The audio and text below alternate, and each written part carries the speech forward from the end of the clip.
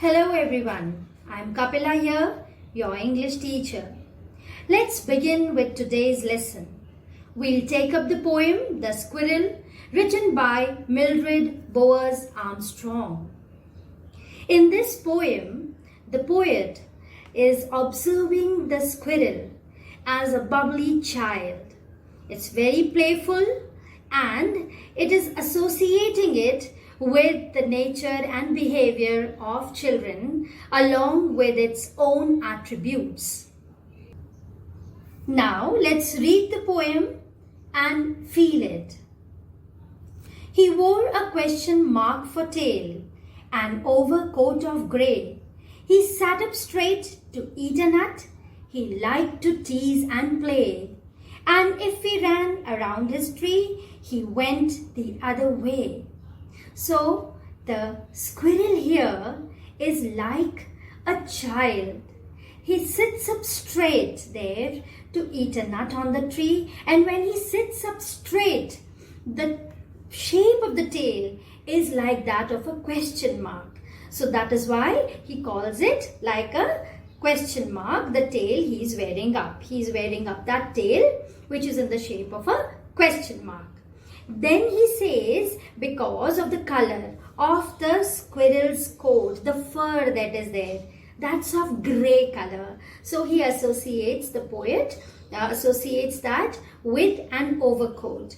And then it's like child, it comes, it teases you. It will come near you and it will tease you. And then it will run away like small children they do. So it also teases, and then when you go around its tree, it will run away. When you run after it, it also runs away.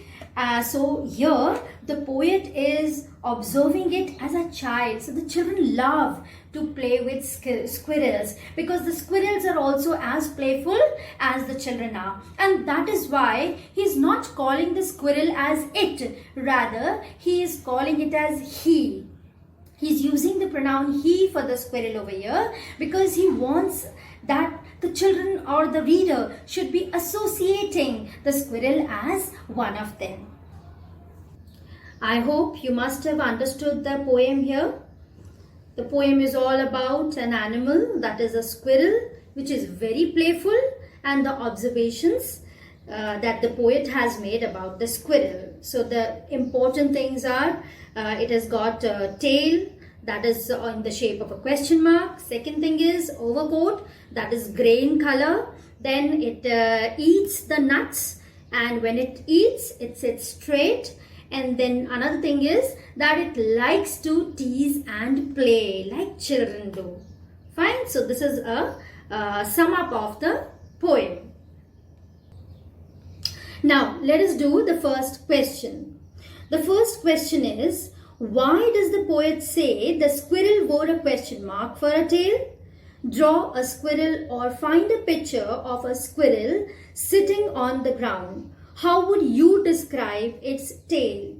Now see, if you see the picture of a sitting squirrel, you will find that whenever it sits, the tail, it sticks to its body and it takes the shape of a question mark. So you draw it and you see it, and if you find any other shape, you can give the name to the shape of that tail.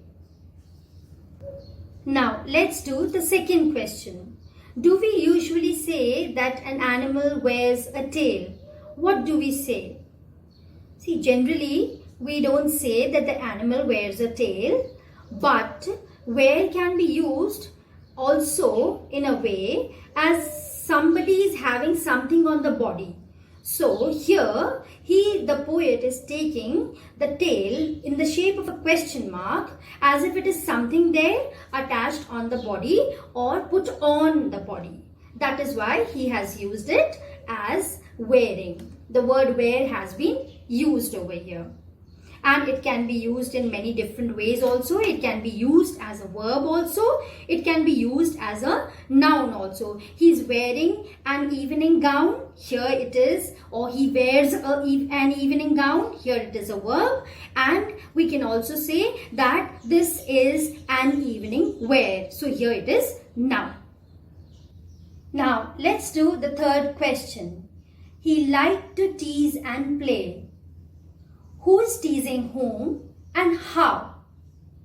So here, the squirrel is teasing the children who have come to play with it. The squirrel takes some steps towards us and then it stops. And then the children start running towards the squirrel. And as soon as they start running, it also runs away and climbs up the tree. So this is how it teases and plays with the children or the people who come around the squirrel. The link for the book Honeycomb is given down below in the description. You can download it from there. That's all for the day. See you in the next video.